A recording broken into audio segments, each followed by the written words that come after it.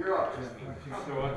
All right, I'd like to call over the Glens Common Council for Tuesday, May 12th to order, and Councilman Jim Campanella will lead us in the Pledge of Allegiance. I pledge allegiance to the flag of the United States of America and to the republic for which it stands, one nation, under God, indivisible, with liberty and justice for all.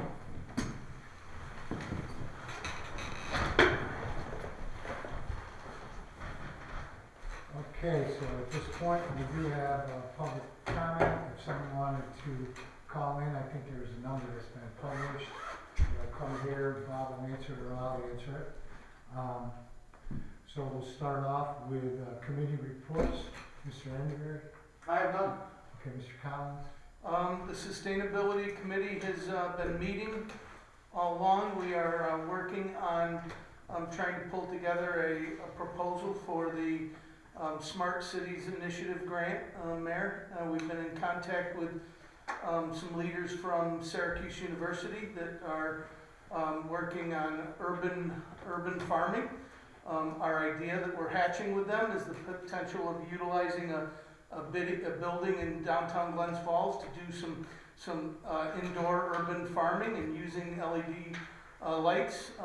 We had through Councilman Palmer, her cousin has some experience with this LED farming, urban farming in California, and so we've had several committees. We're developing the idea. We have until the 1st of the month to submit a proposal with a university that would like to partner with us. That's the outline of the grant. It's not a commitment to anything, but it's more of, you have an idea and can you submit it with a partner institution? So we've had a couple meetings, and we have one meeting scheduled for tomorrow, I believe at 2 p.m.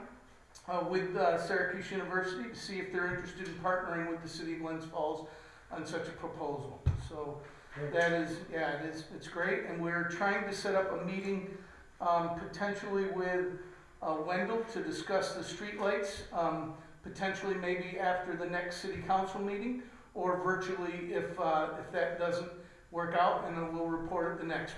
What we want to do is we have the plan from Wendell regarding the streetlights, what LED lights would be where, and the details of that. I'd like to ask the council in general, if there's any streetlights that you think needed to be added in the city, please start to think about that and let us know, because we put that in. Like, I'll give you an example. On East Sanford Street, the lights end at Windy Ridge Road, and we'd like a couple there's been requests from residents out to lead out towards where the street or where the city would end, right? And so now is the time where we put that proposal in our budget. So if there's any street lights that you think are necessary, that there are none, or maybe a street light that you think should be removed. That is something that we will try to consider over the next couple meetings with the Wendell and we're also making the decisions that we'll bring to the council about our recommendations for the smart sensors that we're looking at buying and putting in this budget. So that's where we're at. That's all I got. Thank you. All right, good job, thank you. Ms. Palmer? We have not met. Okay. And Mr. We have not met. Mr. Campanella? No report. Mr. Clark? No report. Okay. So we will go to voice vote, and there's a resolution approving the minutes of the April 28, 2020 meeting of the Glens Falls Common Council. Number 2 is a resolution accepting the April 2020 report of the City Court Parking Violations Bureau. So moved. Second. All in favor? Aye. Is there anything under roll call vote you would like to pull for discussion? Number 3 is a resolution approving community development manual payments of $1,690. 4 is a resolution approving an encroachment permit renewal for Gary McCool, Arca LLC, owner of 3 Broad Street for an awning over the public sidewalk for the period June 1st, 2020 through May 31st, 2021. 5 is a resolution approving an encroachment permit for renewal of Raoul's Mess and Grill, 162 and 164 Glens Street for placement of an awning over the sidewalk on the Hudson Avenue side the building from June 1st, 2020 through May 31st, 2021. 6 is a resolution approving an encroachment permit for Raul's Mexican Grill, 162, 164 Glen Street, for placement of a sandwich board on sidewalk in front of the business for the period from June 1st, 2020 through May 31st, 2021. 7 is a resolution approving encroachment permit as approved by Mayor Hall on April 27, 2020, subject to retroactive common council approval for Warren Washington Associates of Mental Health Incorporated, 3043 State Route 4, Hudson Falls, to remove, replace a barricade sidewalk area of 50 Cooper Street from current date through May 8, 2021 during a 12-month construction period. 8 is a resolution approving encroachment permit as approved by Mayor Hall on April 28, 2020, subject to retroactive common council approval for Stewart Shops Corporation, P.O. Box 435, Saratoga Springs, New York, to close sidewalks to construct new entrances and repair old entrances between 50 Ridge Street for the period from May 5th through May 22nd, 2020. 9 is a resolution authorizing the controller to increase general fund revenue line A0099-2626 forfeiture of crime proceeds by $32,944, increase general fund expense line A231254479, seize assets federal DFPD by $32,944. 10 is a resolution authorizing the controller to increase general fund revenue line A009999-3598 transportation aid by $85,102 and to create general fund expense line A45114-2500 permanent improvements equipment and increase that budget expense line by $85,102 to facilitate payment and reimbursement of electric vehicle charging stations. 11 is a resolution approving the So moved. Second. roll call vote. Yes. Mr. Enderby, Mr. Collins, Yes. Ms. Bauer, Yes. and Ms. Reed, Yes. Mr. Campanella. Yes. Mr. Clark. Yes. Resolutions are approved. Bob, I took roll call vote, Thank you, Mayor. and they all passed.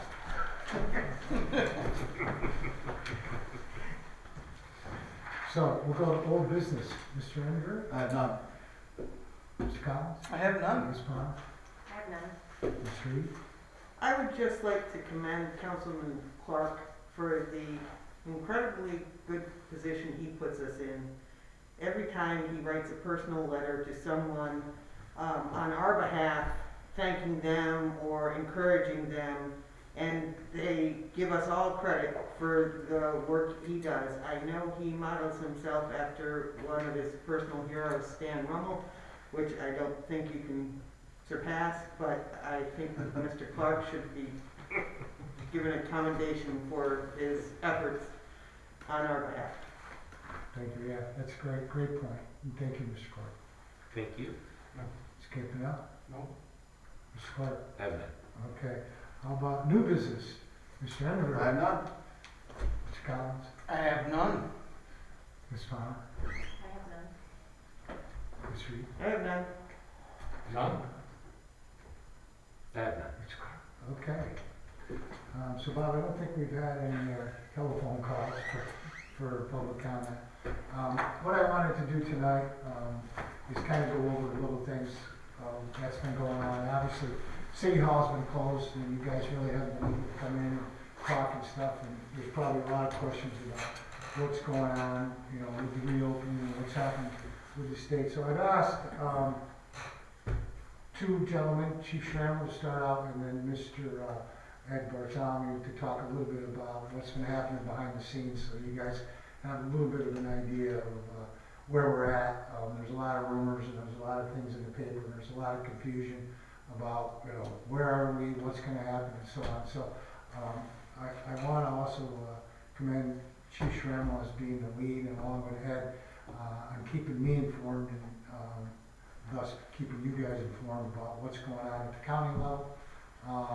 And they've been going to meetings on behalf of the city, and I was inviting them here tonight. So Chief Schrammel, you want to give us kind of an idea of,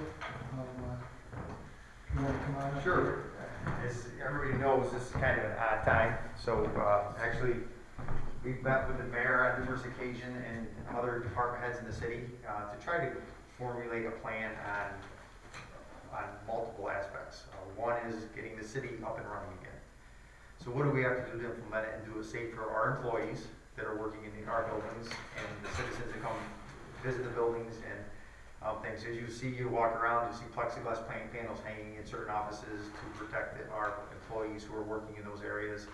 You're going to see things like we're talking about making an entry point where it would be manned so we can actually monitor the people coming in and out of the building properly. So those are all things we kind of have to work on and put in place. So and we have to develop that plan early because when it's ready to implement, it's something that we can't wait. So in other words, the people and the citizens of Glens Falls expect the government to function and be here and working. So we're trying to get all that up and running at the beginning and the on stages of the start of this up. The other issue we've been dealing with and trying to talk about is how to get businesses started. And I think Mr. Bartholomew is going to have a lot more information regarding the county and some planning they're doing up there. So these regional plans are great, but the thing is that local implementation and local enforcement is what's required as far as I understand.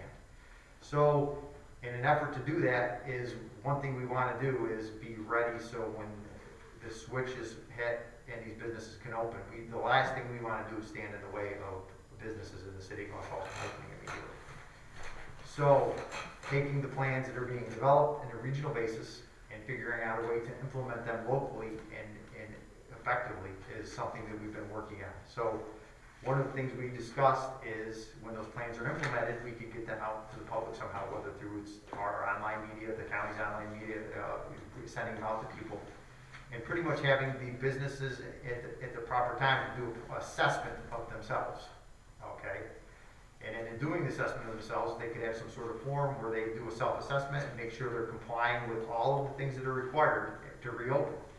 And then when they do the self-assessment, it would be on a form that could actually be posted in the window or entrance to those facilities. It makes the job of the city a lot easier because now we can do it with a lot less manpower to make sure these people are compliant.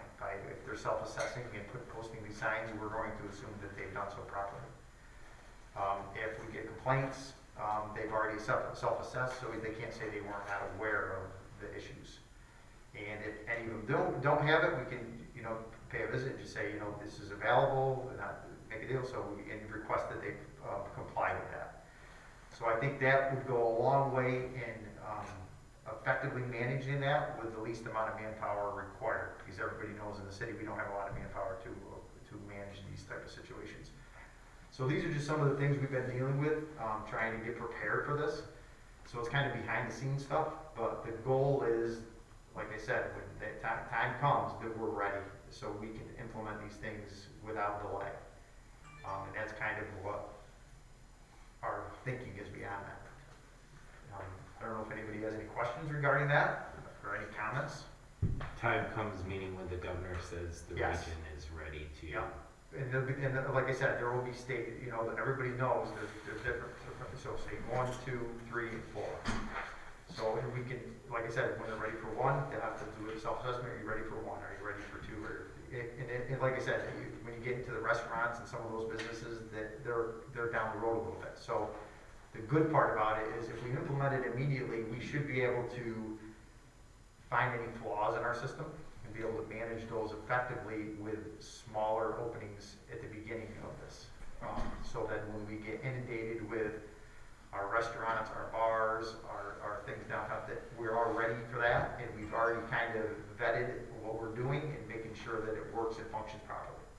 Have we talked about, have you included our downtown events and things like that in the scenarios, or? We haven't done it yet. Okay. No. To be honest with you, we'll probably cancel most of that. Yeah, downtown events, like I said, social distancing is social distancing. It doesn't matter if you're inside or outside. The requirement's the same. And it becomes very difficult to manage in large events. So the thing is that the city, and we talked about this, the city has to properly manage those, and how can we properly manage those? And the ultimate thing is that we may not be able to, the only way you might be able to manage them is to actually cancel those events for the time being. Is there any kind of horizon? I know nobody knows it's a one of when that social distancing would be eased. Well, the county's put out a best case scenario today, as I know, and so the thing is, in the best case scenario, you're starting Friday, and you're talking 2 weeks so you're talking 8 weeks out, so you're talking the very end of June before we hit the final stage. And that's the best case scenario. Okay. So the best case scenario, it really puts us on the cusp of not being able to accomplish most of these things. And the concern we had in discussing this is these events take money, time, and a lot of things, the effort that people have to put into them. So to say we're gonna close them or cancel these events 2 weeks before the event, it really is not fair to the event organizers, the public, or the people. So I think would make much more sense to advise the people early so they can make adjustments. And then if the guidance changes where the events can be allowed, then we can reach out to those people and say that if you wanted to continue, if you can do it quick enough, these things will be allowed in 2 weeks. And you reach out to them in that way. So it's just like I said, this is stuff just discussing with the mayor and some of the department heads we've been discussing and and the thing is, the goal is to try to accommodate the people of the city of Glens Falls, but do it effectively. And can maintain social distancing, maintain stopping the spread of the virus and all the other things that we've struggled with now for 7 weeks. And the thing is that right now is not the time to just take the pause off and just go back to normal. If we've made all this progress and we've seen this, that I think it's a good thing. Social distancing, I've been asked numerous times, do you think it works? And if you look at the nursing homes and the living facilities where they can't social distance, and you look at the numbers in those places, that in and of itself is going to let you know social distancing is working to an extent. Because they can't social distance, and that's where the numbers are. So that's kind of my answer to people when they ask me. Anybody else have a question? Chief, you said, so let's say that you get to a point where the guidelines are met for construction companies. I was thinking more of downtown businesses, but let's say it gets to a point where you're at the level where restaurants or bars can open Sure. back up. Yep. When that happens, is that when you see that happen, or when you see it about to happen, will we reach out with that information that you were talking about with each of the restaurants, make sure they have it, and then check back in with them? Well, Is that the plan? I think Ms. Bertham was going to have good information on that today, but it sounds to me the hotels and the motels, they've already come out with the guidance that I've seen, a draft guidance. It's very good.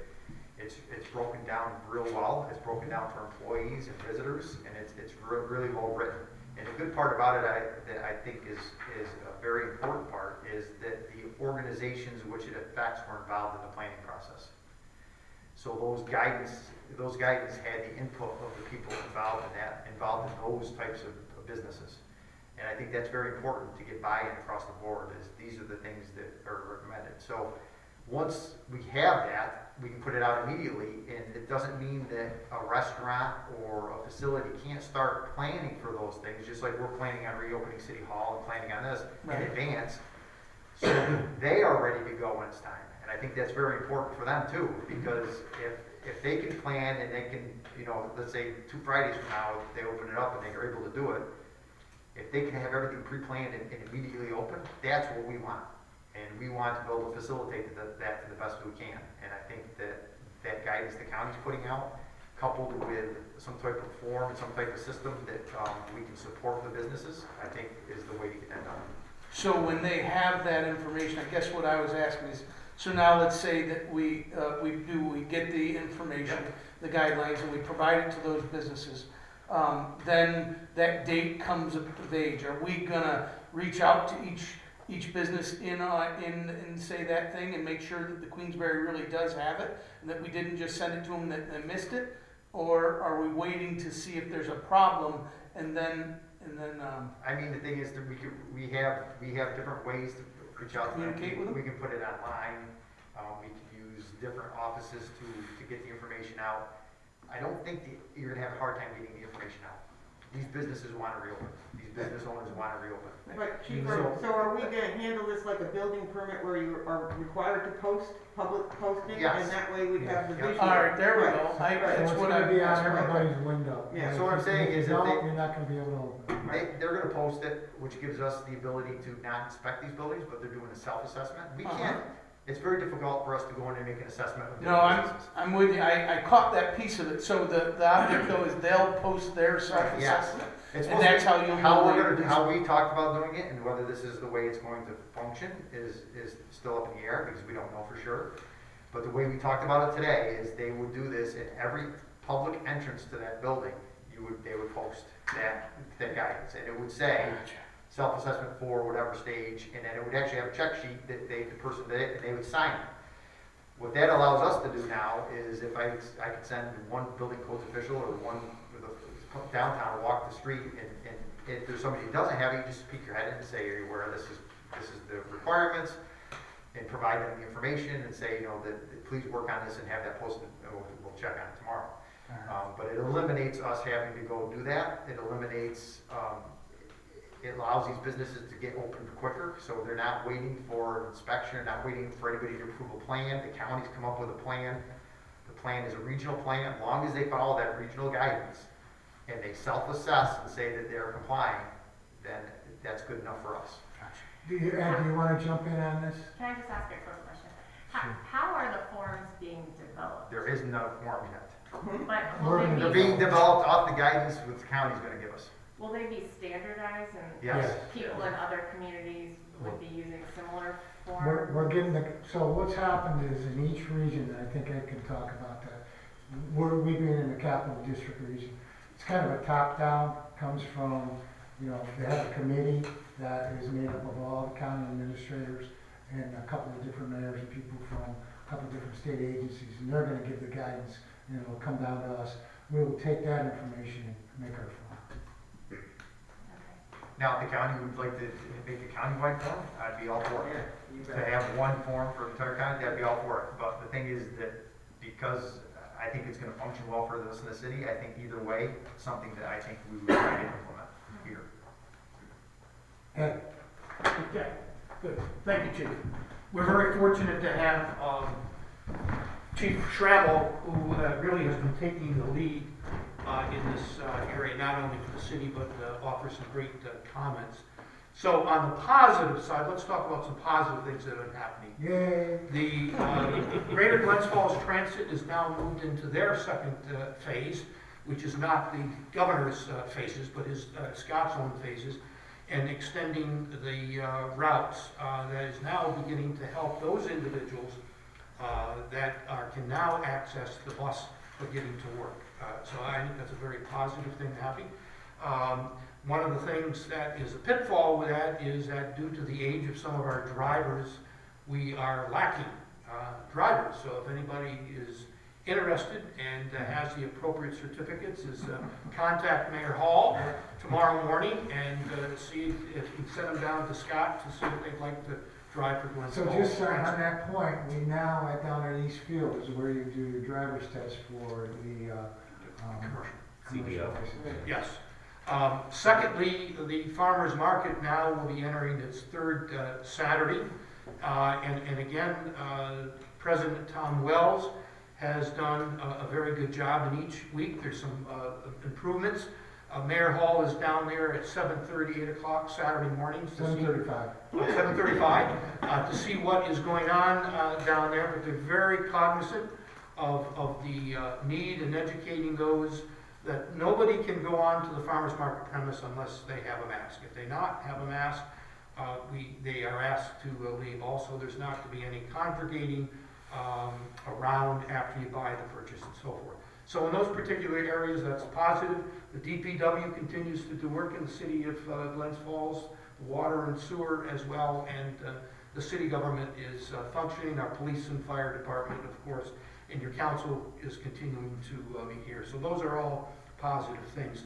So what has happened is Mayor has kind of said the approach from Governor Cuomo down to the regions and down to the respective counties.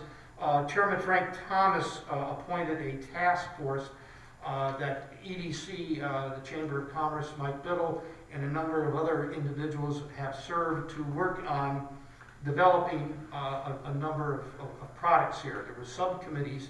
The hotel tourism industry under Frank Dietrich, who is the owner of Airlo West, led the charge, and the combination of those large complexes like Airlo West, the Marriott, the Sagamore were able to be helpful to develop internally as well as from their parent companies a set of some very good guidelines that were then supplemented by some of the smaller hotels and motels in the area.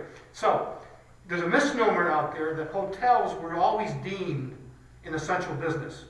Hotels and places of accommodation were always allowed to be open. Obviously, there was no customers, so many of them have closed down. The Sagamore is opening May 21st. The Marriott will be opening very soon. Fort William Henry will also be operating as well, and others will be coming online. But these are the kind of things that it's a lot of common sense. So they're going to occupy about 25% to 33% of the hotel rooms to avoid congregating in the halls. What will happen is you rent room 10 for 2-3 days. Next door will be room 12. That will be not occupied. When you leave room 10 and depart, that room will then be sanitized, it will be locked, and will be out of rotation and will not be utilized again. Room 12, which has been not in service, will now be open. So that's the kind of details that they're looking at doing. Restaurants still at the Sagamore and others within the hotel will not be allowed to open, so it'll be takeout. Now again, there's a lot of space up at the Sagamore in other areas for you can have a takeout and sit down but the restaurant rooms, conferences and conventions, type of things like that, is not going to happen. The test, however, is going to be Memorial Day weekend, quite honestly. That has to be carefully, planned, and if things go proper, that's great, and we hope that that's there. This is their business. The people that put together these guidelines understand that, and this is their business. Right now, they're anticipating summertime and the rest of this year, if they can obtain about 50% of what their expense of the revenues compared to last year or the year before, that would end up being a good summer. Anything less than that, there's going to be some serious issues. So that's all in phase one. Now today, some other good news, Mayor, is that this is the matrix for Warren County. And you can see today all checks, so that technically Warren County, as of today, has complied. Now we have to wait and see how the rest of the region does. Our region is blessed with a lot of great, wonderful doctors and nurses and nursing homes in our area. Unfortunately, at this particular period of time, those nursing homes and hospitals is where the data is emanating from that is causing our region to have less checks okay on it. And so Warren County has helped now the region by being all in the checks okay. There was some discussion that Warren County should say goodbye to the capital region and join our friends in the North Country, which would include Hamilton, Essex, Clinton, Franklin, and moving all the way over there. We had a discussion yesterday, and I mentioned to them that the Empire State Development Regional Office, instead of being in Albany, 45 miles away, would be in Plattsburgh, 92 miles away, which is their satellite office. And their main office is only 200 miles away in Watertown. So that's what would happen if you moved collectively. The Community of Housing Urban Renewal, that is an important office from housing for our restore programs. The Regan Development Project would now be reporting into Plattsburgh and Watertown. Your Department of Transportation issues, our transportation projects that we have, all will be reporting into Plattsburgh, a different region there. It just does not make a lot of sense. And I can understand the thought process that if we could get up there for this purpose only, but the governor, and only the governor's way, can make it very, very clear that realistically is not, going to happen, and basically saying, get on with it, and let's get back open in your region, to do that. I know there's a. That was also happening with, like Dutchess and all the counties down around that border Westchester. They were saying the same thing. Rensselaer County was trying to do it, so was Saratoga. So it was all across the state that they're all wanting these sub things because they felt that the larger population areas were skewing everything. Yes. It's gotta make the rural, parts of the state feel the love, right? Everybody wants to be part of their region. I can tell you their reaction when they heard that Warren County, and they particularly said, Glens Falls, we love you, but we don't want you in our region. For a variety of reasons, they don't want us to there. Even Bill Farber from Hamilton, expressing, we have a great relationship in Warren County with him, but in talking with Matt Simpson and so forth, they said, stay in the capital region. It's to our benefit to stay here. Yeah. We align ourselves with the capital district. People commute, we read the capital district news, our alignment is there, our whole sense of being is in the capital region. Plattsburgh is a wonderful area, but who reads the Press Republican? Who watches Channel 5 from Plattsburgh and Channel 3 from Burlington, Vermont? That's really not, our region in doing that. And also you're moving into a different kind of tourism up there with Lake Champlain and so forth. So I think at this particular point, it was an idea that merited some discussion, and we had discussion on that to move on. So we undertook, basically, Frank Thomas, the chair, asked our task force to do a couple of things. One of the things is, and it was just released this afternoon, Mayor Hall's going to get the first copy off print here, that outlines is really kind of a snapshot of where we are in the various business sectors in Warren County, where we are with not-for-profits, with schools, right across the whole board. This did not cost any money, because if it did, people would say, did you really need to spend X number of dollars to tell us? We know that we're in a very, very difficult period of time right now, from an economic point of view, for our retail businesses and our restaurants and the average business that has not been able to open yet. It's very difficult. And going forward, it's still going to remain, very difficult.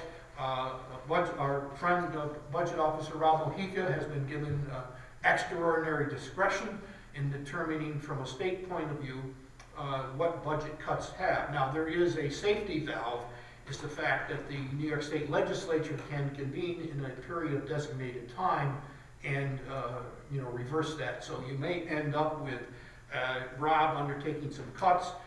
They have in session, and you're going to end up with a mini series of budget negotiations in these particular areas.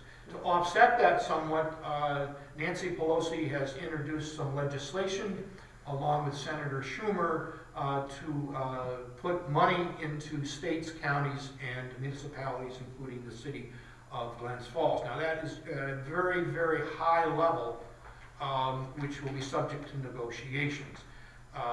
And that probably won't happen until sometime in June or possibly July, before we're able to determine how much that is going to be a help and when the money is going to be coming forth on that. I know Susan, the mayor, and Mike Mender, the budget, you're reviewing that now, just as the county is doing. Businesses are doing that as well. It's premature right now to determine what the impact totally is going to be.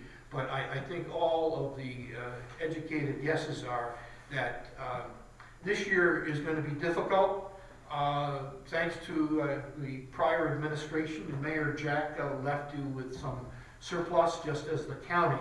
I think the year 2021 is going to be, and even some say 2022, and some are suggesting that perhaps you look at a 2-year budget rather than a budget, one-year budget, just for planning purposes to see how this integrates, very well. So those are some of the thoughts here, but basically across the board, there is a lot of collaboration going on and a lot of effort and work going here. But the bottom line is that we are in need of opening up again.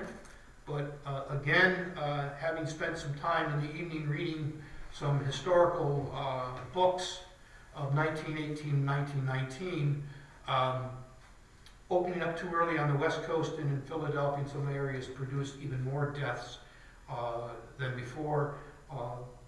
The influx of, over the years, the various flus, the bird flu, the chicken flu in 1996 as an example. In Hong Kong, they were able to stop it. The chickens were diseased that came from China. I'm not going to make any political comment on that, but they were from China. And what they did immediately, they confiscated all of the chickens. They went out into all of the farms throughout the Hong Kong and back into China, took them all, killed them on the spot. But most importantly, they did tracing. And that was the first time that they went and now traced, and they were able to contain that very well. So people were wondering when the governor put that in, actually has been very helpful in tracing where these are. So this is why people have to observe coming up to Memorial Day weekend. To be very, very careful. Otherwise, we know that the epicenter has been in basically Westchester, New York City, and Long Island, and Connecticut, and so forth. A survey of tourism that was done by Warren County came back, and it showed that 50% of the people that surveyed are from the Westchester, New York, Connecticut area, and those people indicated that they would be looking to come to Lake George this summer. Their entertainment of what they wanted to do is kind of a turn, however, is that they want to be outside, they want to hike, they want to canoe, and do all of those things as we get a new generation of tourists that are coming into our area. So we're on target for that. But the most thing is from a social distancing point of view, from wearing the mask, and just some common sense approach. And that's getting into Chief Schrammel, is that with the small retail businesses in your downtown area, it's when you initially open, people may just want to have appointment only to test them. The biggest issue the business owners are having is if they've received the PPP money on, how can they stretch this out a little bit? There's when are we going to really open? I speak to a number of businesses every day in Glens Falls and so forth, and they're asking EDC, and they're asking the chamber, well, when do you think we're really going to open? If you don't meet these tests marked every 2 weeks, you're not going to open for a period of time. And obviously the fourth is with the major, groups like Saratoga Raceway. That is going to be up to the governor to make a call on that. It's going to be very difficult to open. If they did open, the talk is that maybe 10 to 15,000 people that would be at the racetrack there. It's such an economic impact, just like our Civic Center, Pool and Churning, is an economic impact for our area. Americade, the Wood Theater, those are all things that are right now, you really can't say. And I think the Chief Schrammel's recommendation and working with the mayor on looking at your events right now and giving early cancellation so that there is not a lot of money. We know just to go out and get a tent for some kind of activity and event is very expensive for our small businesses to do.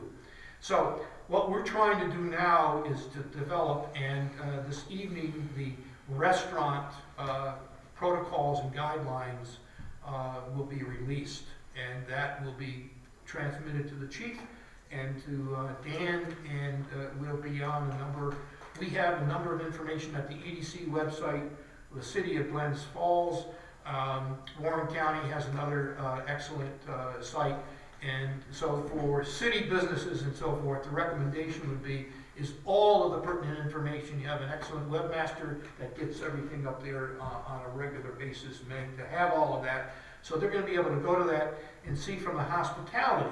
But the interesting thing is there's a tremendous there's a lag over of what is good for the hospitality is good for retail. It's just a lot of common sense of your distancing, of your mask, of putting up in some areas, you've probably seen that. In some of the takeouts now, they have plexiglass in the window, no cash, they take credit cards. If they don't have plexiglass and have a normal countertop, they sanitize every time a customer is a change there, they wash that down. Professional office is another area that's very important in terms of sanitizing and so forth. Todd Feigenbaum is going through a lot of different things in terms of they provide services to some of the hotels in the area and so forth. And so the question is, how are they going to, with customers there that only there as a guest for a day or two, how are they going to be able to do that? They're just not going to be able to possibly handle that because their association is coming up with different recommendations. So each business group has resources that are available generally through the association. For our small independent business people, those things that Diane had talked about in terms of some commonality will be forth in there and looking to have some kind of common form and so forth to do.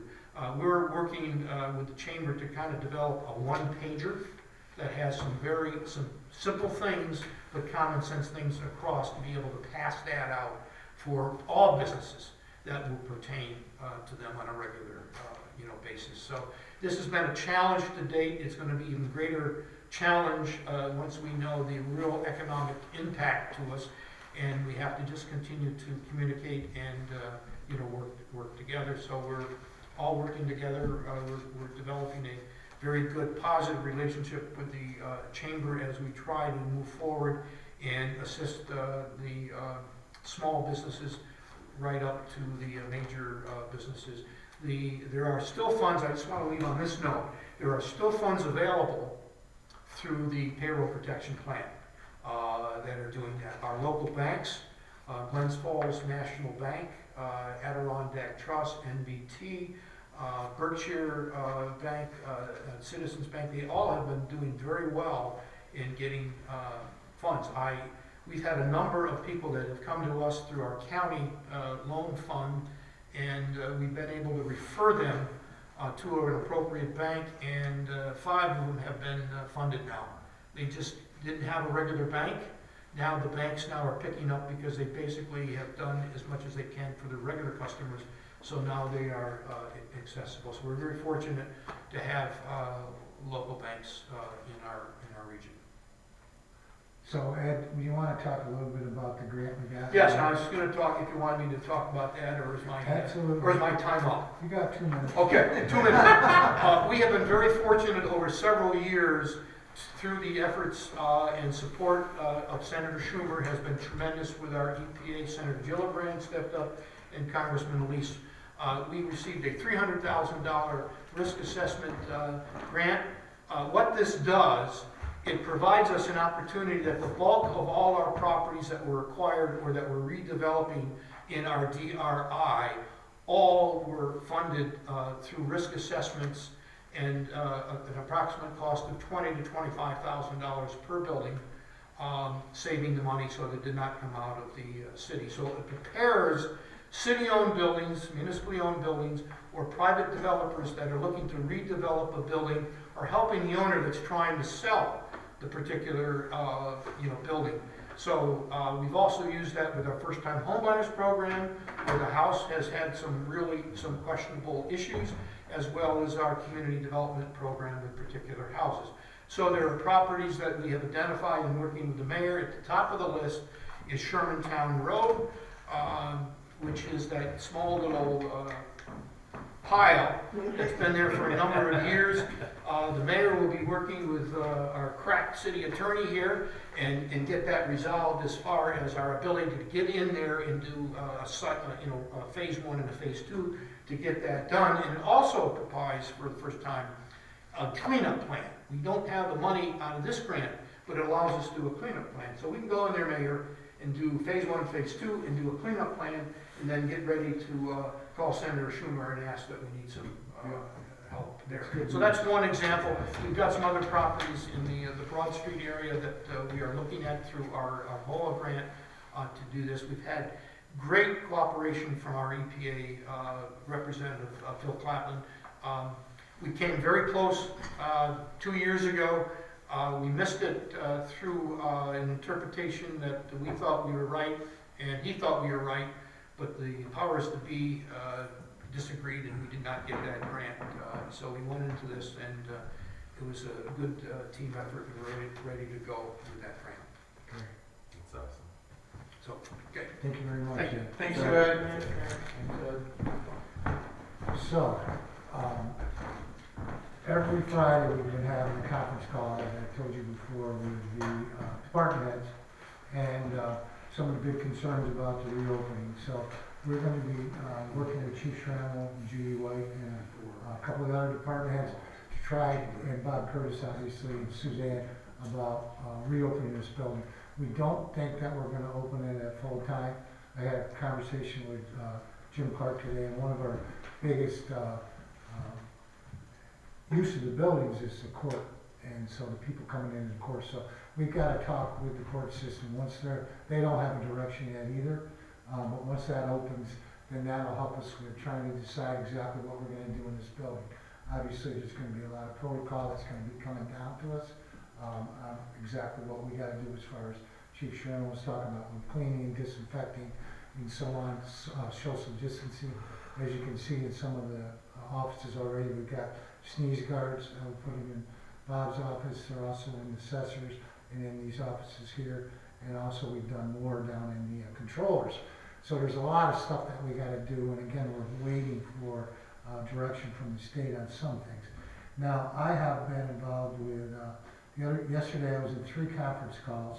One of them was with Congresswoman Stefanik's office, and then another one that I had was with the mayors of Albany, Schenectady, Troy, Saratoga, about what's going on. As a lot of you know, in our district that we're in, those are the big cities, and then we're the little guy, but we're also a city. We're the only city in Warren County, obviously. Won the first DRI. We were, yes, good job. So anyway, there's a lot of common things that they have going on, and they wanted us involved. And because the decisions are coming from a committee that I mentioned earlier that is made up of all of the county administrators and Kathy Sheehan from Albany was the one that called me. So we're getting good information down from them about what's going on. And as that continues on, I'll try to keep you guys abreast of what it is. But it's just kind of moving in different directions every day, and we don't really know. So it's, thank God I got, Chief Sherrill and Ed Bartholomew to help. So I'll keep you informed the best I can of what's going on. In City Hall, we will, and a lot of it depends on the city court and where they're at. And I don't know when we're gonna open up, but as soon, and Chief Sherman's opinion was when they small businesses open up, that's when we'll be able to open back up. So we'll see. We're a ways away still. But I will say that our staff has done a great job. Suzanne has been in here 4 days a week. Bob's been in here 3 or 4 days a week. And business is going on. And as you know, our most important thing is to have safe drinking water and wastewater. Those guys have been working very hard, police and fire. So the city's still operating, I think close to 100%. We will be bringing the DPW back, not so much full-time, but pretty close to full-time next week. We will start with our pickup. We also have to work on our parks. May is always a very busy time, because we're opening our parks back up. We have the cemetery, which is always very busy for Memorial Day. So we do have to get those people back up to speed. So that should be starting up next week. The other thing I wanted to talk to you a little bit about was, and again, in the conference call that I had with the larger city mayors, they are all having furloughs or layoffs. And I don't think we have to go that way. right now. And in my conversations with Suzanne and looking at where we are on revenue, our guesstimates are we're gonna be 1.5 million to 1.8 million, shy in revenue from our budget. And that's just our first guesstimates, and we'll get a little bit closer on that, as we go on here. Right now, after the first 4 months, you all should have got your report, we're okay. We're actually up on sales tax and a few things, but that's only up to April, and, we're, now we're gonna be hurting, so. Those are just guesstimates. The mayor's conference has said that they believe that state aid is gonna be down about 14%. Some people have said 20, but they seem to believe 14. So I've used that figure as, in my, calculations. So with that, we've asked all department heads to try to, curtail any projects, any new expenses, and try to tighten their budgets, and they all, are going to comply with that. So we just gotta, suck it up and do the best we can, and any suggestions that you guys may have, I'm all ears. But I feel confident. I think we're in pretty good shape. And as Ed had talked about, we do have a healthy fund balance that we took out for our budget last year, and we'll do that again. And I think that we're gonna be okay, but again, it's so early, and when I talked to Suzanne, she's apprehensive, she just doesn't know. And she's getting tired of me asking her every day how we're doing. But, that's kind of my job, so. The other thing I want to talk to you guys about is the summer events. We're gonna cancel the recreation program for the summer. There's no way that we could have these little kids social distancing. Mike Mender's been on me and saying, we gotta cancel, and when I cancel, and so I said I wanted to talk to you guys, but I think that's the right thing to do, and I wanted to run by you. Obviously, the Adirondack Theater Festival canceled yesterday, so they will not have their events.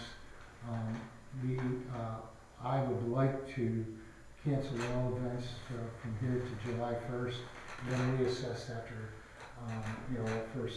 that last week in May, and we'll see where we're at. But I think that we kind of pretty much got to do that. And I'll talk with Mike Menard more and put out a press release. But that's probably what we gotta have to do. So Mayor, you mentioned opening up our parks and stuff. Are we? So I'm glad you brought that up. I don't know if I'm getting ahead of myself or. No, that's good. So the parks, we're not gonna have summer programs, but we still will have attendance in the parks. So we have to work on that because, one of them is Haviland's Cove. Haviland's Cove will be a problem. Haviland's Cove has already had 20 to 30 cars down there on a sunny day. People are in the water. We're going to put a snow fence across the beach, close the beach. Beach will not be open. Chief Sharon has come up with a plan, but we're not quite all on board yet because we've got to talk between ourselves about how we're going to let people into Haviland's Cove. That's our biggest area where people, if you go down there on a real hot day, even in June or July, the place is full. I think we have room for about 80 cars, and there's cars everywhere. I recently went down there and down in the far area where the pavilion is by the softball field, Dan Reardon Field, there was about 5 or 6 cars that actually were into the pavilion area, and one had a face mask on. So the enforcement, and again, the enforcement is kind of, again, from the top down, we're responsible for enforcement. So how are we going to do that with our police, with our buildings and codes? We got to work on that. So we got some work to do. And my concern is about the attendance that we have down in these parks. Mainly we usually have high school kids. And I'm not real comfortable having high school kids confronting people. Given the atmosphere in other states, I would have to agree. Yeah, so that's something we gotta work on. Mike and I are talking, and we talk with the chief of police and the buildings and codes and stuff, So enforcement, along the lines of, our parks, and also with our businesses and making sure everybody's compliant, we got quite a task ahead of us. So So That's we're what not opening the pool or the beach. pool or beach are closed. Okay. Until July first. We'll reassess on July 1st. Right. We'll reassess. But you are opening that parks until then. The parks are open. I mean, they're open, right? Yeah, But not the playground equipment and things like that, right? well, that playground equipment is a question. We've had it open, and I don't think, we were asked to try to clean it, and I think our DPW did, but we could close it up if you guys think that's the best thing for us to do. I mean, the parks have really been getting used. What about the redevelopment at Crandall? Is that still, or is it something that'll be put on hold, or? So once we hit the construction, which could be as early as Friday, we could start it back up. I Could do- we post, Clorox stations? Can we get enough cleaning that we could, post like we have dog stations? Could we post cleaning stations near the playground equipment so that there was some opportunity for recreation for these kids, but it would be with us, with some self-responsibility? What do you think about that, Chief? I don't know, I mean, it's risk versus reward. So my concern would be that, do we trust the people that are there using the playground to clean it after they use it? Well, could we put the hand sanitizer, like, Well, that's what I'm saying. Hand sanitizer is only one part of it. Right. Cleaning the equipment would be the larger part. Right. But at some point in time, it's, you post that it's use at your own risk, and we have made as much, and like the forms we're gonna have everybody voluntarily place in their windows saying, I'm swearing that I've checked this, it would be, if you wanna use our equipment, this is the condition you have to do. We just don't have the personnel to The do only this. thing I'll say is that I've gone down to the parks and I've looked at them, and I went down to make an assessment down to Haviland's Cove, and, there's 20 or 30 kids down there that are playing on stuff, and the thing is, there's no adult to be found. Yeah, The thing that's- is, this is not a manageable situation for, not having somebody with oversight. It's different when we're talking to business who has a You're right. direct responsibility. It's different when we're talking about cleaning, employee workstations and areas where your employees work. When we're talking general public, especially, children and things like that, and requiring that to be our savior in making sure that the equipment stays safe, I think that's probably an error. Yeah, well, right, I wasn't thinking about unsupervised kids, and you're right, that is, you're right. The other problem is the use at your own risk. It's also that if they take the risk, then anyone who they come in Agreed, contact with agreed, is right. at risk. But I just am concerned about the very long summer. That parents who have already had them home for so long, the lack of any opportunity for them to, have constructive, So play. what I would like to do is to, as I mentioned before, I'm in on that conference call with the other major cities, is to find out what other communities Yeah. are doing. Because Kathy Sheen had called me a couple months ago when we first had the, what do they call it, the PPP, and we were trying to get more money for the cities, and she had said, we gotta get something for the kids for the summer, we got so many kids here, we gotta have something for the summer. And so I'd like to find out what they're doing Yeah. also, and then, Right. maybe come up with some, talk with the chief and talk with Ed and talk with other people, and then I would be glad to report back to you guys what we come up with. But- It seems as though the funny thing is you either have to eliminate somebody going into that park, or you have to have somebody there and clear guidelines as to, look, if you're in a public park with a group of people and you don't have a mask on, then you're gonna be asked to leave, right? Right. And again, we can't do that with the kids we currently have, that can't be done, but it's either one way or another, right? You're gonna have to, you've gotta, if you're gonna open the park up or allow people to be, even if it's not open. Right now, like, are we liable for the group of 20 people that visit this weekend at Hadlin's Cove without, and they're in our pavilion, not using masks, Yes. right? Right. Yeah, I and mean, see, and so like, so we need to come up with a policy, say, these are the expectations, if you're in this public space, that you be doing that, and then try to find a Well, way. we don't have to, because the governor's already made that executive order. Yeah, We but just have people are to- gonna say, I don't we see have to any signs enforce. here, We have to enforce. right? That- Yeah, right. and we don't have time to enforce every park all day, every day, right? So some way that allows, and maybe there's a group of citizens that can help, I don't know, I don't have an answer for it, but. Well, again, we'll ask Right. and see what other people are doing, and try to come up with a preliminary plan. It's not gonna be easy. Because if businesses do start to reopen and the children still have no place to go, Right. you may have more and more kids who, You are no adult is taking them, Right, they're out. because they're back to work. Yeah. You're absolutely right. This is gonna be, and not just our disaster, but it's gonna be a disaster if there isn't some positive over the summer.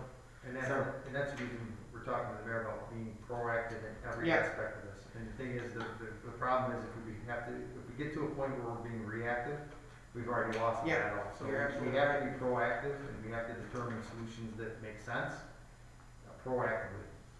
And Yeah. the thing is that about being liable, I don't think we're liable for the people, but we definitely are liable to the state government who's put the compliance on the local, Right, the that's local right, shoulders. exactly. Right. Having Work signs with- that says you,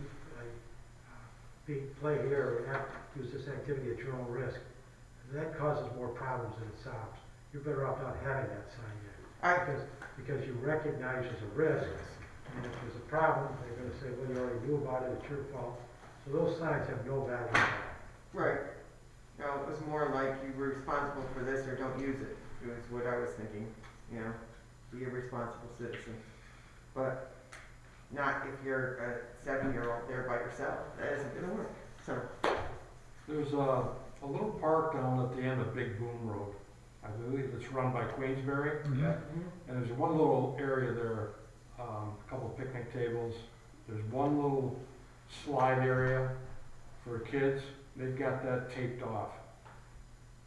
So that's how they're contending with the people down there. Because people go in there, I know that, I've seen cars there, but they just got it taped right off. You can't use the equipment.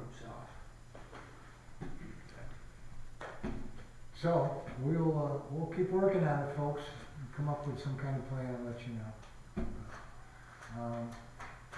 Does anyone else have anything else they would like to discuss? Just have a quick question for Ed. One of the things the governor was opening up was retail for curbside pickup. Have we gotten any feedback from any of our retailers about how that will work for them? I mean, No, I think it's gonna be the same as, you know, for restaurants and curb, pickup. I think that the only thing that, has been discussed, and it kinda came out through the mayor's conference, is that the various governing bodies may have to adjust on a temporary basis for probably an executive order, the ability to have, less, 10 or 15 minutes, park and so forth in order to comply, Yeah. Technically with that, or have some kind of designations for those, on the retail. I mean, you might want to, consider until all the offices get back and so maybe having one side, or a portion of each side as a retail, pickup, in order to do that. I think that some of the businesses have been talking about and figuring how to do that. Do they have the proper, baggage, sure. in order to accompany that and do that. And some of the restaurants, do that now, that they will, you stay in your car and you call them and they will come out and pick that up. The Thai restaurant on Sanford, does that. You get there and you call and they come out on the porch and they give you the food. You don't get inside, whereas others allow you inside to say hello to Scott or to Paul, and they're in operation, up there. So I think they're gonna be looking at that. I think that, the strength and weakness sometimes of the independent business person is sometimes they're very strong minded and they wanna do it their way, but they also are very innovative. And I think that the more that we can give them the liberalities of going forward, I think they'll take advantage of that in some portion, some fashion or another. Yeah, I mean, downtown is obviously a little different from a retail standpoint as, $1 million half mile or, any of the box Yeah. stores and things like that. See, it's just the customer base. I mean, a lot of the stores at the outlet could be open because they have access to an outside door in many of the areas, but they just are not, particularly the new one where the former Mount Calm used to be. They're all outside entrances, so they could be open, but there's just, versus the expensive cost in operating. And Dick's Clothing, or Dick's Sporting Goods store has been closed and they canceled, pickup. Now they're, starting that back up again at Glens Falls office and One Stop Computer. You can tell it's all my grandkids' stuff. One Stop, the nearest one was down in Lakewood. So Amazon wins again, unfortunately. So, one other thing I wanted to talk to you about is that we are trying to put together a planning board meeting for June. And we're going to, I had a conversation with Dan Bruno today and Chris Mannersy because we're starting to pile up on applications. So we're probably gonna do it, we haven't quite got the system down, but we're gonna do it kind of almost by appointments. We're gonna give a schedule, if you're in for this application, you'll come in at 4:15, 4:30, whatever, so that we can social distance and I have a lot of people, in the room. So we're going to be working on that. We might even do that right here. We are doing a Board of Public Safety meeting with social distance like this tomorrow because we have to interview 3 new police officers because we've had 1 officer resign and we've had probably 3 that are going to retire this year. So we've got to replace them, and as you know, we have to send them to the academy. Academy starts in July, hopefully. We're not sure on that yet. So we still slowly have to come back with these meetings.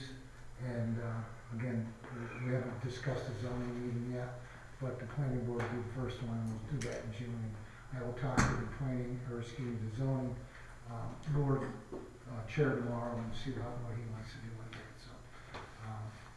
Just wanted to give you a little update on that. Does anybody have any questions or?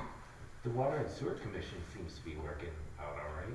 Well, yeah, but we really dialed back the agenda, and anything that we needed to do. And the main thing we needed to do was to get the, warrant approved so that it could come to us. So along those lines, we've been doing very well as far as, our staffing. The guys have all jumped on board. Some guys are working a little longer shifts. Maybe we'll rotate.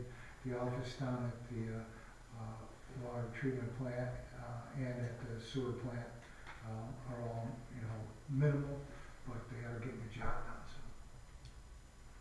So. Okay, so if there isn't anything else, I'll ask for a motion to adjourn. So moved. Second. All in favor? Aye. We're adjourned. Overruled.